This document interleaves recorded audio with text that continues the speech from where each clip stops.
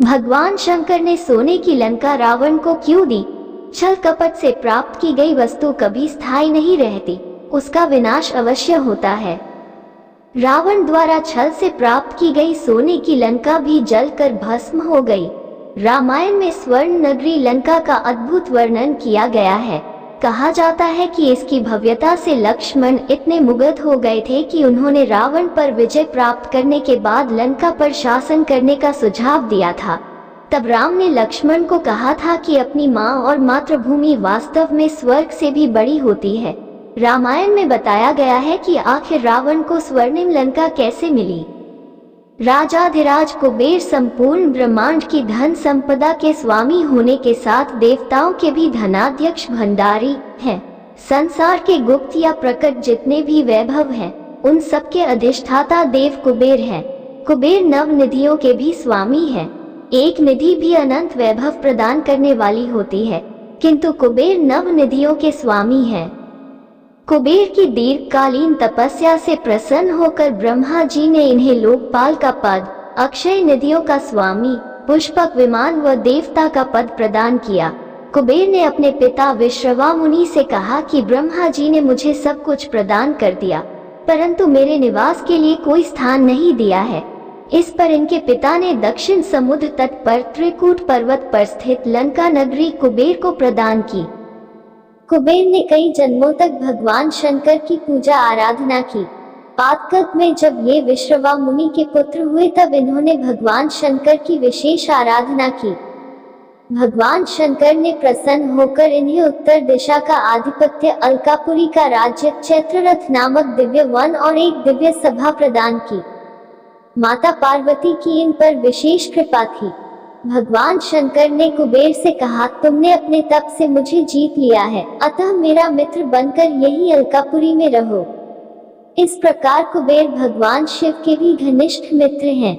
एक बार भगवान विष्णु और लक्ष्मी जी भगवान शंकर और माता पार्वती से मिलने कैलाश पर्वत पर आए। ठंड के कारण लक्ष्मी जी ठिठुरने लगी। सर्दी से बचने के लिए उन्हें पूरे कैलाश पर्वत पर कोई स्थान नहीं मिला। तब लक्ष्मी जी ने माता पार्वती से पूछा, आप इस पर्वत पर कैसे जीवन व्यतीत करती हैं? इसके बाद माता पार्वती ने वैकुंठ धाम की यात्रा की। वहां के वैभव को देखकर पार्वती जी ने ठान लिया कि वे भी अपने और शंकर जी के लिए ऐसा ही महल निर्मित कराएंगी। अपनी इच्छा को उन्होंने भगवान शिव के सम्मुख रखा, परंतु भगवान शंकर तो विरागी ठहरे, वे कुछ नहीं बोले। एक दिन माता पार्वती ने कुबेर से कहा, तुम्हारे पास बहुत संपत्ति है तो सोने का राजमहल लंका बनवा दो, मैं शंकर जी को मनाकर उसमें ले आऊंगी। कुबेर को बहुत प्रसन्नता हुई कि मेरी संपत्ति का उपयोग शिव सेवा में होगा।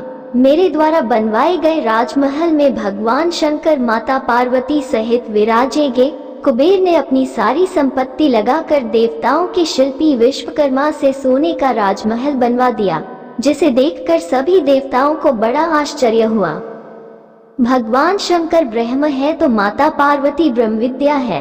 ब्रह्म ब्रह्मविद्या के अधीन रहता है। भगवान शंकर को पार्वती जी अति प्रिय है।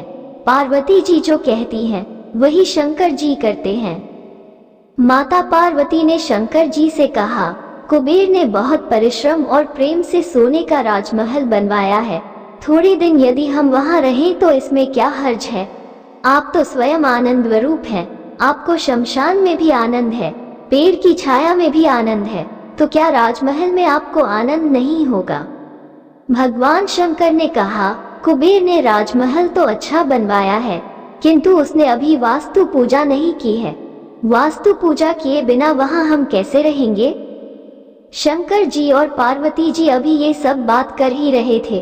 उसी समय वहां रावण भगवान शंकर के पूजन के लिए आया। शंकर जी जानते थे कि रावण प्रकांड विद्वान है, फिर भी उन्होंने रावण से पूछा, वास्तु पूजन कराना है, तुम्हें वैदिक मंत्रों का ज्ञान है? रावण के हाँ कहने पर भगवान शंकर यजमान बने और रावण पुरोहित बन गया और सोने के राजमहल का वास्तु पूजन सानंद संपन्न हुआ। रावण बड़ा लोभी था। सोने का राजमहल देखकर उसकी नीयत बिगड़ गई और वह मन में सोचने लगा कि किसी तरह ये राजमहल मुझे मिल जाए। पूजन के बाद भगवान शंकर ने रावण से कहा, पुरोहित जी, आपको जो उचित लगे वो दक्षिणा मांग लो। रावण ने कहा, मैं जो मांगू वो आप मुझे देंगे। भगवान शंकर ने कहा, मेरा नियम है कि मैं किसी से ना नहीं कहता हूँ। रावण ने कहा, महाराज, ये जो सोने का राजमहल है जिसका वास्तु पूजन मैंने करवाया है उसे आप दक्षिणा में मुझे दे दें। ये सुनकर भगवान शंकर ने पार्वती जी से कहा, ब्राह्मण है, मांग रहा है, हम लोग सोने के राजमहल में रहें या कहीं और, क्या फर्क पड़ता है। कोई गरीब राजमहल में रहकर सुखी होता है तो हम उसको देखकर ही सुखी हो जाएंगे। भगवान शिव याचक, मांगने वाले के लिए कल्प वृक्ष है। जैसे कल्प वृक्ष अपनी छाया में आए हुए व्यक्ति को अभीष्ट वस्तु प्रदान करता है, वैसे ही शिव के दरबार से कोई खाली हाथ नहीं लौटता। वे उपासकों के समस्त अभाव दूर कर देते हैं और देते देते अघाते भी नहीं हैं। औघड़दानी शिव के दान को देखकर लक्ष्मी जी ईर्ष्या करती है कि जो वस्तुएं वैकुंठ में भी दुर्लभ हैं, वे शंकर जी इन कंगालों को बांट रहे हैं। शंकर जी ने रावण से कहा, चलो तुम्हें राजमहल दिया। पार्वती जी को ये बात ठीक नहीं लगी। उन्होंने रावण को शाप देते हुए कहा, जिस सोने की लंका को तुमने दान में मांग लिया है वो एक दिन जलकर भस्म हो जाएगी। और सच में हनुमान जी ने सोने की लंका को जलाकर भस्म कर दिया।